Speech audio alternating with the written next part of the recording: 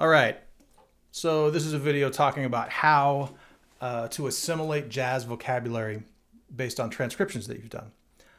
So let's assume that you've done transcriptions and you have picked out a certain piece of melody, a short piece of melody that you want to be able to get into your own playing and get into your own improv. Short, especially because it needs to be able to connect to other pieces of your vocabulary. Otherwise, if you pick a long lick that you want to try and play, you're going to sound like you are actually playing a lick. Here, though, we're trying to take the building blocks of vocabulary, and they tend to be fairly short, and they tend to have lots of little ways that you can connect them into other vocabulary. So we're going to look at that a little more, but looking for short couple of bar phrases, usually those can be broken down even further into 2-beat or 4-beat patterns or cells or whatever you want to call them that can then be used to connect to other stuff. So the example that I'm using is a lick that comes from the bridge of a rhythm changes tune called Oleo, played by John Coltrane on the Miles Davis recording of Oleo. And here's the lick on the screen. So if you look at the notation of this lick, you'll see that Coltrane's playing what appears to be E minor over the top of A7.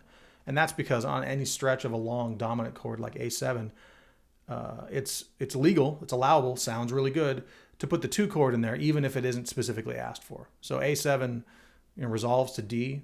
You can always stick that 2 chord, E minor, A7, D, in there. And so that's what Coltrane's doing. He's strongly implying by the use of that D sharp that he's in the key of E minor temporarily. And so when he plays that, he's playing 2 for like 4 beats and then 5 for 2 beats and then resolves to F sharp on the 1 chord, F sharp being the last note of the lick. So he is building this lick out of just standard sort of E minor building blocks. He's playing the root on beat 1. He's playing the root again on 2. He's playing the 3rd on beat 3. He's playing the 5th on beat 4 of the lick. I know it crosses the bar line. And then from that B natural, he hops up to the 7, which is D, and resolves down a half step. And that half step resolution, that 7 to 3 of the next chord, the A7 resolution, is good voice leading, super common in bebop. And the same 7 to 3 resolution happens at the end of that bar from G down to F sharp. And what he's doing is he's just declaring, I am playing the changes by playing 7 to 3 resolutions at those key strong points in the measures. So we've sort of looked at it. We understand that it's an E minor lick. You can break it further down and say, well, he's playing 2 beats where he's really traveling from 1 to 3. And he decorates the basic sound with neighbor tones and passing tones. So that neighbor tone, that D sharp, and the passing tone F sharp that moves up to the 3rd G. Then the next bit is a really standard shape. It's kind of a pattern. After you've stopped playing your scales up and down, you start breaking your scales into useful melodic patterns. 1, 2, 3, 5 in a major key is really common.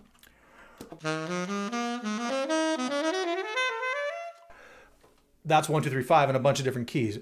Knowing that particular pattern is really helpful. Coltrane uses it all the time on the Giant Steps recording to outline which key center he's moving through, playing that 1, 2, 3, 5 in major. This is exactly the same notes. It just happens to be situated starting on the 3rd of the minor key.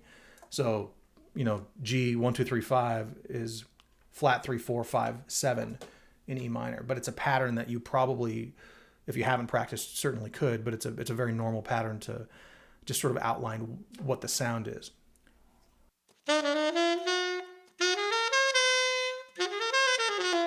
And then he just goes 3, 2, 1, 7, resolving down to 3 on the D chord.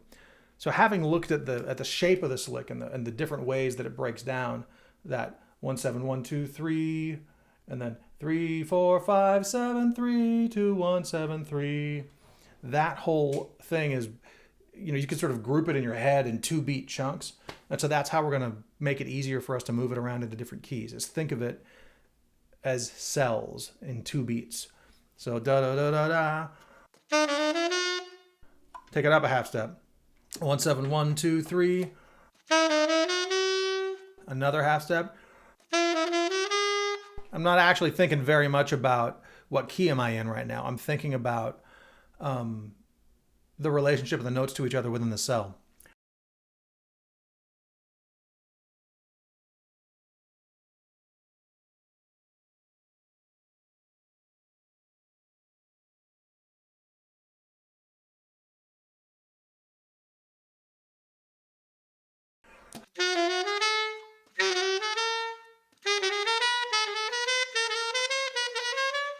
Now that you sort of got that under your hands, you can think about it and you can actually apply it to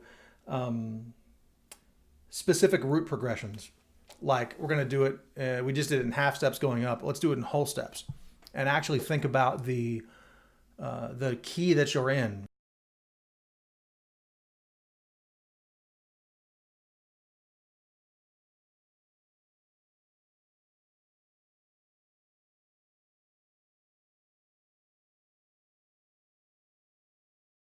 Ready? So I'm starting on E. I'm going to start low.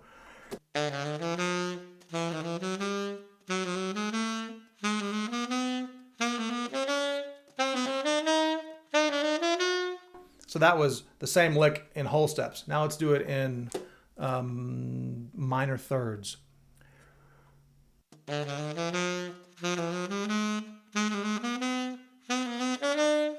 That's sort of a diminished kind of a root progression. Let's do it in major thirds.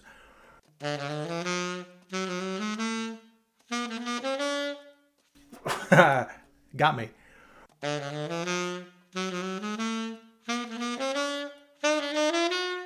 Let's do it in fourths.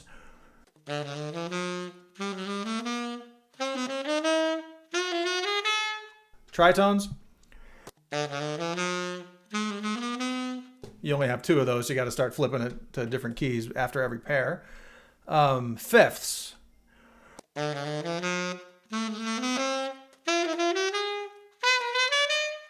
So you can see you have to get some facility, and you can move it around in different structural patterns. You can also use random root progressions, of 12 notes, put them in a bag and shake them up and put them in a certain order, Post-its or whatever you want, and play them in that order. Just so that you feel like I can play this lick in any key on purpose. From there, you'll want to play it once you feel like you've got control of the lick, and do this for the whole rest of the lick so that you can play or